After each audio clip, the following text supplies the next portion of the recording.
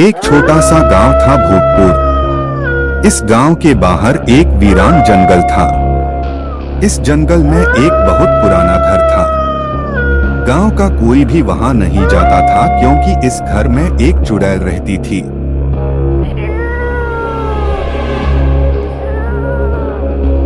रात में उस चुड़ैल के रोने की आवाज दूर दूर तक आती थी।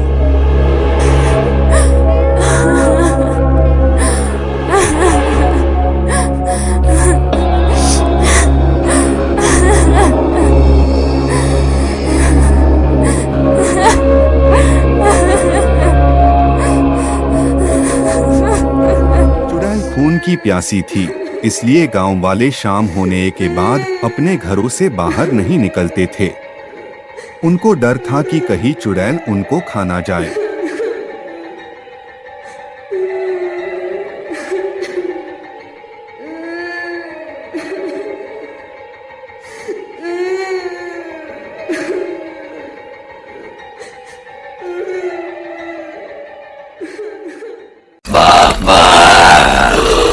की समस्या से मुक्त होने के लिए गांव के लोगों ने एक तांत्रिक को बुलवाया। गांव के लोगों ने उसको इस उपकार के बदले अनाज और बकरी देने का वायदा किया। आप हमको और हमारे घरों को इस चुड़ैल से बचा लो। हम आपका ये एहसान कभी नहीं भूलेंगे। तांत्रिक ने कुछ देर उनकी बात सुनी, फिर वहां से ये वादा करके चला गया कि आने वाली अमावस्या को वो ये कार्य पूरा कर देगा।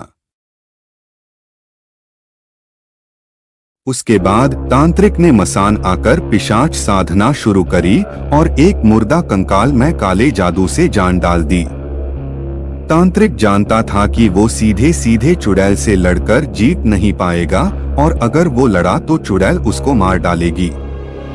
कंकाल में पिशाच के आने के बाद उसको अपने जीतने का भरोसा हो गया और वो चुड़ैल को मारने के लिए उस पुराने घर के लिए जंगल की तरफ चल पड़ा।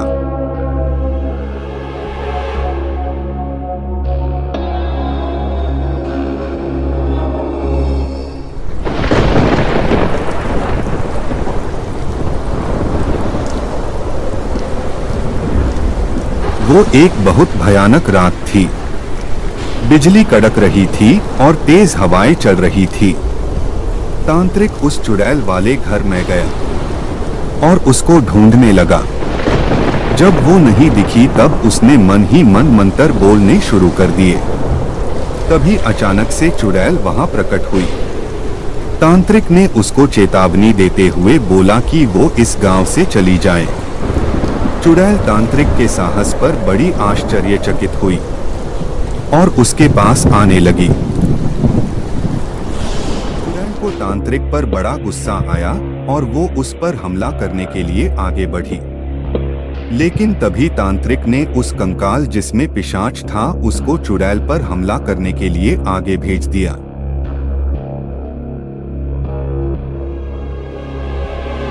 कंकाल वाला पिशाच आगे बढ़कर चुड़ैल पर हमला करने लगा, लेकिन चुड़ैल ने अपने जादू से उस पिशाच को अपने काबू में कर लिया और वापस तांत्रिक पर हमला करने के लिए भेज दिया। कंकाल वाले पिशाच ने तांत्रिक को मार डाला। चुड़ैल ने रात में ही मृत हुए तांत्रिक को गांव के कुएं के पास छोड़ दिया। जब अगले दिन लोगों ने तांत्रिक को मृत देखा तो वो लोग बहुत डर गए। वो एक दूसरे से ये बात करने लगे कि अब उनको क्या करना चाहिए। एक महिला ने कहा, मैं तो कहती हूँ कि हमारी किस्मत ही खराब है। हमको एक उम्मीद मिली थी कि ये तांत्रिक चुड़ैल से हमारा पीछा छुड़ा देगा, लेकिन इसको भी चुड़ैल ने मार दिया। अब हमारे पास ये गांव छोड़कर जाने के अलावा कोई और उपाय नहीं है। उस गांव में एक भाई बहन रहते थे जो कि बहुत समझदार और साहसी थे। अपने घर वालों और गांव के दूसरे लोगों को परेशान देखकर उस छोटी बच्ची ने अपनी माँ से कहा, माँ, मुझे आप अगर एक बार उस चुड़ैल से बात करने दें तो मैं आपको वादा करती हूँ कि हम इस परेशानी से निकल जाएंगे। उसकी माँ ने उस छोटी बच्ची की बात सुनकर उसको समझाते हुए बोला, बेटा, वो चुड़ैल खून की प्यासी है, और वो तुमको कुछ बोलने देने से पहले ही मार देगी। अभी अभी उसने तांत्रिक को भी मार दिया है। मुझे तुम वादा करो कि ऐसी बात तुम फिर नहीं करोगी। लेकिन वो छोटी बच्ची जिसका नाम किट्टू था, अपना मन बना चुकी थी कि वो अपने गांव और घर वालों के लिए उस चुड़ैल को गांव से जाने के लिए मना लेगी। किट्टू और उसका भाई उस भूतिया घर में गए ताकि वो चुड़ैल से मिल सकें। वो घर वाकई में बहुत डरावना था, लेकिन किट्टू और उसका भाई डरे बिना चुड़ैल के घर के अंदर चले गए।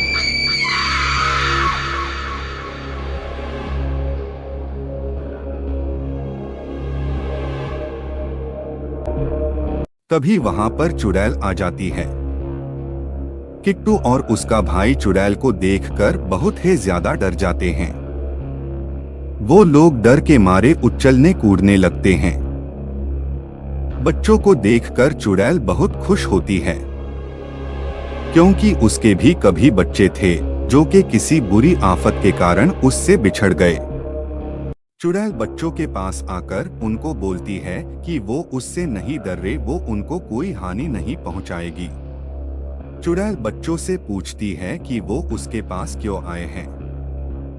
इस पर किट्टू चुड़ैल को अपने और गांव के लोगों की हालत के बारे में बताती है। किट्टू चुड़ैल को ये भी बताती है कि कैसे सारे गांव के लोग अपने घरों को छोड़कर जाने के बारे में सोच रहे हैं। किट्टू चुड़ैल से पूछती है कि वो रात को क्यों रोती है। इस पर चुड़ैल उसको अपनी कहानी सुनाती है। कई साल पहले वो चुड़ैल एक सुंदर औरत थी और अपने पति और 2 बच्चों के साथ वहां रहती थी। लेकिन एक दिन उसके पति ने उसको गुस्से में आकर दोनों बच्चों के साथ सीढ़ियों पर से धक्का दे दिया। तब से वो अपने पति को मारने के लिए चुड़ैल बनकर इंतजार कर रही है। तब किट्टू चुड़ैल को समझाती है कि ये तो बहुत पुरानी बात है, अब तक तो उसका पति मर भी गया होगा। वो चुड़ैल को समझाती है कि अगर वो बदले की भावना अपने मन से खत्म कर दे तो उसकी आत्मा और नहीं भटकेगी और उसकी आत्मा को मुक्ति मिल सकती है। ये सुनकर चुड़ैल कुछ देर सोचती है और किट्टू को धन्यवाद देती है। चुड़ैल अपने अंदर के बदला लेने की भावना खत्म कर देती है। जैसे ही चुड़ैल बदला लेने का मन से विचार निकालती है, उसको चुड़ैल योनि से मुक्ति मिल जाती है और वो अदृश्य हो जाती है। इसके बाद जैसे पूरे घर में एक रोशनी सी फैल जाती है और गांव से भी मनहूसियत खत्म हो जाती है। इस प्रकार किट्टू अपने गांव को वीरान होने से बचा लेती है। आपको ये कहानी कैसी लगी? अगर अच्छी लगी हो तो सब्सक्राइब करके बेल नोटिफिकेशन जरूर दबा दें ताकि हमारी आने वाली वीडियोस आप तक समय से पहुंच सके।